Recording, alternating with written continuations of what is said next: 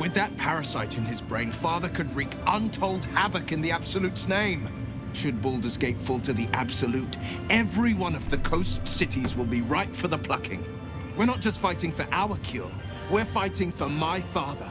We're fighting for the Gate. We're fighting for all of Faerun.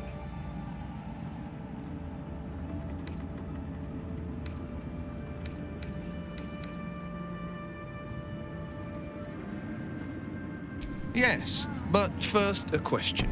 If your home were under siege, what would you sacrifice to save it?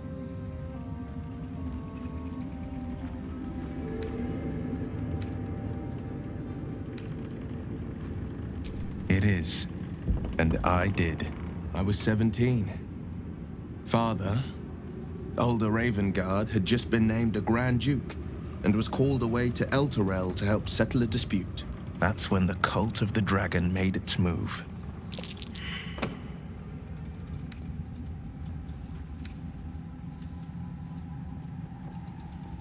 A religion devoted to conjuring the most evil of goddesses, the dragon Tiamat. A 10-day after Father left, I heard a whisper as I slept.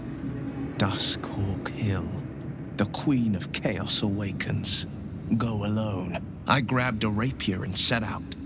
There wasn't a cloud in the sky, yet not a single star was shining. There they were, gathered at the foot of the hill. Your head tingles. Will wants to show you what happened. In the looming shadow of the mount, 5 groups of 5 figures each encircle a lofty totem. Atop each totem, a dragon's head is carved, and a massive orb held in its mouth. The cultists chant, first softly, then crying to the starless sky. There is a crack of thunder, a gust of wind, and a dragon's white head appears in the storm. The first of Tiamat's 5 heads. As the maelstrom howls, Mizora's lips press to your ear. She will destroy Baldur's Gate. Grant me your soul, and I will give you the power to save it, she whispers.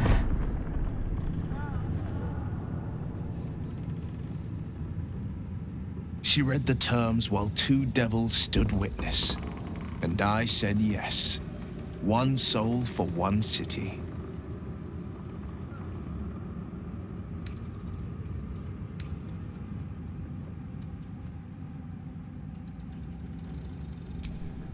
She didn't. She came on order of her mistress, Zariel.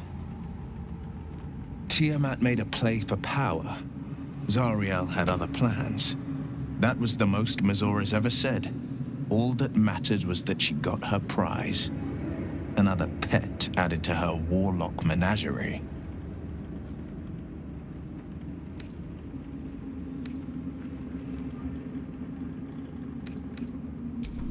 He returned to an unsuspecting city and a wayward son with a smirking devil at his side.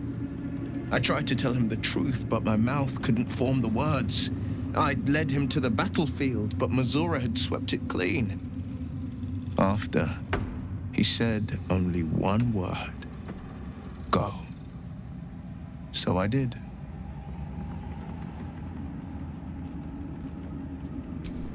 I don't know that it was brave.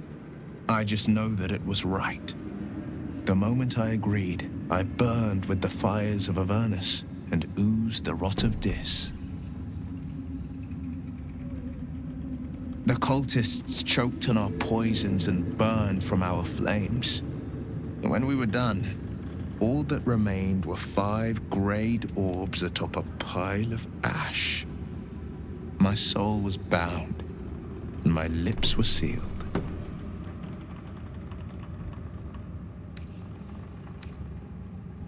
It is the one scar I ever bore of it. Mizora replaced it with a sending stone. She uses it to track my location and speak from a distance. I could flee to the spine of the world, or the depths of the lower dark, and still never shake her. I understand.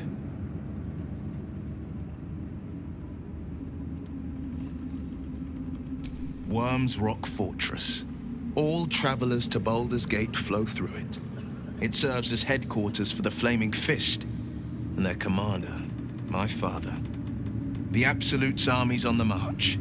Gods forbid a tadpole Grand Duke throw open the gates for them.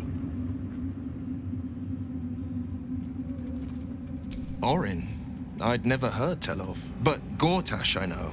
Or know of, more precisely. A self-styled strategic advisor to Baldur's Gate's peers. A bit player with dreams of a leading role, the way Father told it. He had no use for Gortash, and even less for his advice. I don't remember much beyond that. But where these Chosen are concerned, I have a suspicion we're about to know more than we'd like.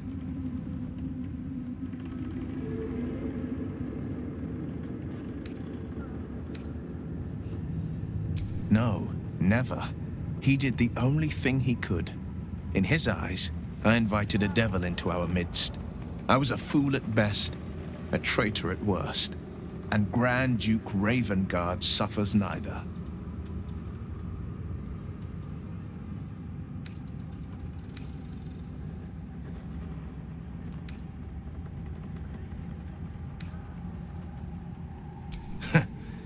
And I went and proved him right. A Grand Duke's duty is to his city, first and foremost. There would only ever be one outcome.